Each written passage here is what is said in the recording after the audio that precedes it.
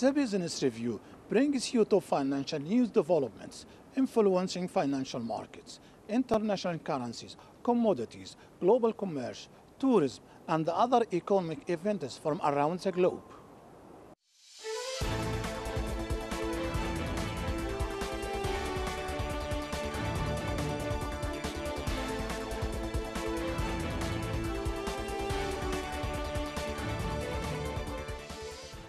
China's stock market is flourishing after 30 years of development, with the number of market players increasing, the scale and value becoming larger, and the inflow of capital increasing as well. According to statistics up to Tuesday released by the two markets in China, the number of companies listed in Shanghai and Shenzhen stock markets had reached 4,000, with a total value of 77.26 trillion yuan. The number of companies listed on the Shanghai stock market was 1,719 by the end of September the 15th, with 1,500 companies on the main board, 173 on Science and Technology Innovation Board. The number of companies listed on the Shenzhen market was 2,281 by the end of September 15th, 460 on the main board, 966 on the SME board, and 855 on Science and Technology. The number of 100 billion yuan listed companies has soared to 110 on the A-share market since the first such company was born in 2001. By early September, 234 companies raised more than 300 billion yuan in their IPOs, 136% year-on-year, which is a record high for the past 10 years. Of these companies, over 60% were companies listed under the registration-based system.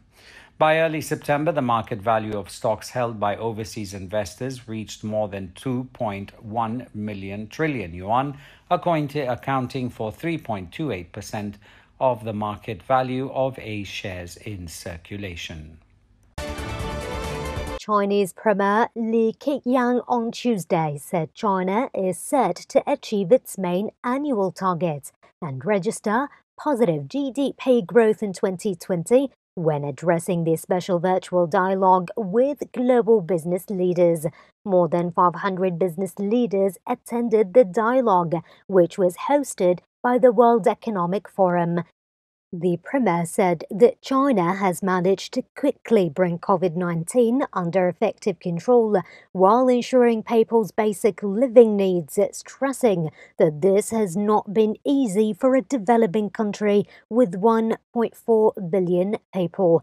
As things stand, the economy has been on the upturn, with more than 7 million new jobs created in urban and rural areas since the beginning of the year, he noted, calling for more hard work to overcome risks and challenges. The Minister of Empowerment and Entrepreneurship revealed that the representatives of the Palestinian private sector in Gaza presented proposals on how to mitigate the effects of the pandemic on the private sector, with its components and the stakeholders who were affected by the closure. He added that they also discussed proposals related to developing infrastructure supportive of the private sector in particular, and proposals to support trade exchange between the northern and southern governorates. We asked the leadership in Ramallah to have a package of facilities provided to the private sector in Gaza Strip, whether grants or soft loans, and there are infrastructure projects and main streets to be established, along several other projects that have been talked about, as well as the head of contractors who indicated the paying of contractors their dues and facilitate their access to raw materials necessary for construction, in addition to supporting trade exchange between northern and southern governorates. Furthermore, the delegation will present these proposals to the Council of Ministers or the competent authorities to take a decision to study their implementation, pointing out that addressing them will enhance the national economy and trade exchange, in addition to developing social infrastructure within the possibilities that may be available. As the main goal of this initiative is to help protect the private sector in order to recover the Palestinian national economy. Economic conditions in Gaza have been catastrophic for 14 years, and since last March, with the spread of the coronavirus, the economic situation has become completely catastrophic. The percentage of poverty and unemployment has doubled. Now, since August, there is a complete closure in the Gaza Strip, where 150,000 people who were working in the private sector have become without work overnight. More than 10,000 employees in the tourism sector have become unemployed. The Gaza Strip cannot survive any more closure, as all sectors are now suspended. As the economic reality and what it was exposed to as a result of the corona pandemic, the Palestinian Central Bureau of Statistics expects a decline in economic growth in Palestine by 14% during the year 2020 compared to the year 2019. As a result of the total economic losses, gross domestic product, which were estimated at $2.5 billion compared with the normal situation for the year 2020. The total public and private consumption decreased about $1.3 billion. The investment decreased by about $2.1 billion, and the imports decreased by about $1 billion. For KTV2, this is Business Review Program, Yumna Syed, Gaza, Palestine. Hong Kong is reopening swimming pools and theme parks as it relaxes coronavirus restrictions after testing nearly 2 million people in a program organized by the Chinese government, and it found 42 cases. The announcement on Tuesday by the city's health secretary, Sophia Chan, comes days after Chinese Special Administrative Region reopened gyms and entertainment venues and increased the number of people allowed to gather to 4. The ban on gatherings of more than 4 people remains in place, as does a ban on people visiting public beaches, as authorities called for vigilance. The loosening of curbs comes after mainland China's mass testing program screened almost 2 million people, almost a quarter of Hong Kong's population, with 42 infections found, including 5 cases through contact tracing. New daily cases have dropped to low single or double digits from triple digits in July. No new local cases were reported on Tuesday. China Media Group this week hosted the Forum on UN 2030 Sustainable Development Goals and China's experience on poverty reduction to celebrate the 75th anniversary of the United Nations. A total of 140 representatives from 39 countries and regions shared their views on China's success in anti-poverty and explored ways to facilitate the global pursuit of the UN Sustainable Development Goals. Shen Haixiong, president and editor-in-chief of CMG, highlighted the role of the media in disseminating information and sharing anti-poverty experiences.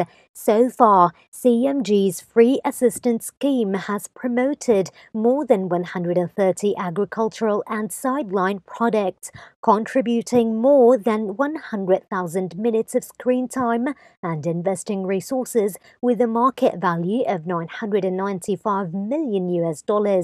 More than 3.5 million households and 13 million people living under the poverty line have benefited from the scheme.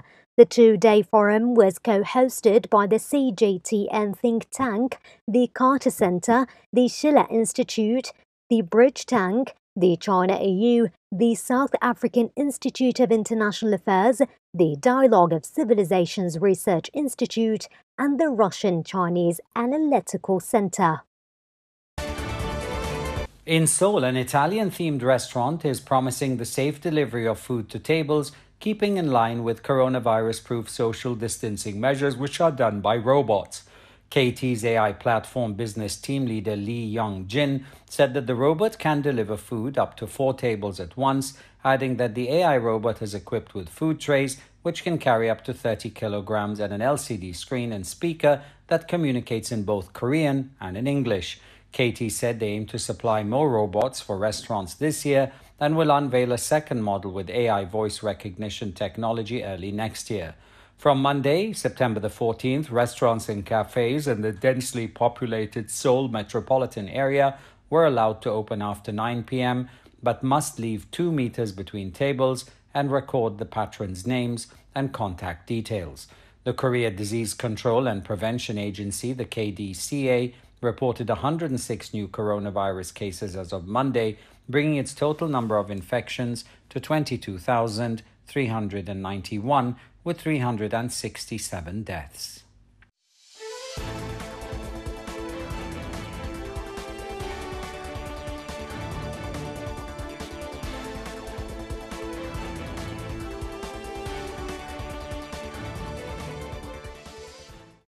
This brings us to the end of this episode of the Business Review. We hope to see you again tomorrow with news of stock markets, economic conferences, commodities, currencies, regional and international financial news, and much more.